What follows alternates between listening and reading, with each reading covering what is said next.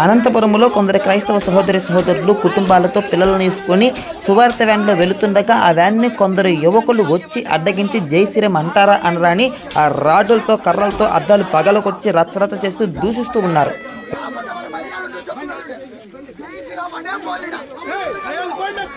ఏపీలో క్రైస్తవులపై జరుగుతున్నటువంటి దాడులు, ఈ దాడులకి ప్రధాన కారణం కూటమి ప్రభుత్వమేనా? ఒక ప్రశ్న మార్కు. అంతే.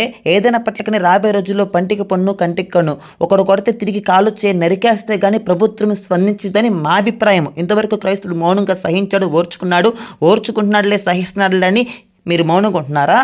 పోలీస్ అధికారులకి, ప్రభుత్వ అధికారులకి తెలియజేస్తున్నాము, తస్మత్ జాగ్రత్త. మర్యాదపూర్వకంగా స్పందించాలి. స్పందించకపోతే మాత్రం రచ్చరచ్చ జరిగింది. భారతదేశంలో శాంతియుతంగా ఉండాలంటే మాత్రం క్రైస్తవులకి న్యాయం జరగాలి. న్యాయం జరిగే రీతిగా ప్రభుత్వం స్పందించాలి. ఇంతవరకు అయితే ప్రభుత్వం స్పందించలేదని మాకు తెలుసు.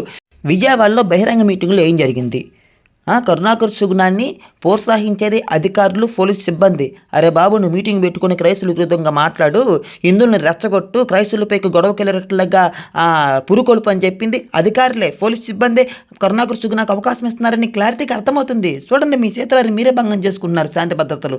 చూడండి ఎలాగుంటుంది రాబోయే రోజుల్లో. ఎదుటి వ్యక్తిని బట్టే క్రైస్తవుడు కూడా తిరగబడి స్పందిస్తే మాత్రం శాంతి భద్రతలకి భంగం కలిగిద్దన్న సంగతి గుర్తుంచుకోండి. ఇంతవరకు క్రైస్తవులు మౌనంగా ఉన్నారు. హిందువుల్లో ఉన్న కొందరు మొదలు ఎంత రచ్చిపోయినప్పటికీ మౌనం వహించాం, ఇంక ముందు మౌనం వహించలేము. ఆ సంగతి గమనిస్తారని, ముఖ్యంగా మొత్తను అదుపులోకి తీసుకుంటారని కూడా ప్రేమపూర్వకంగా హెచ్చరిస్తున్నాం, తెలియజేస్తున్నాం అధికారులకి.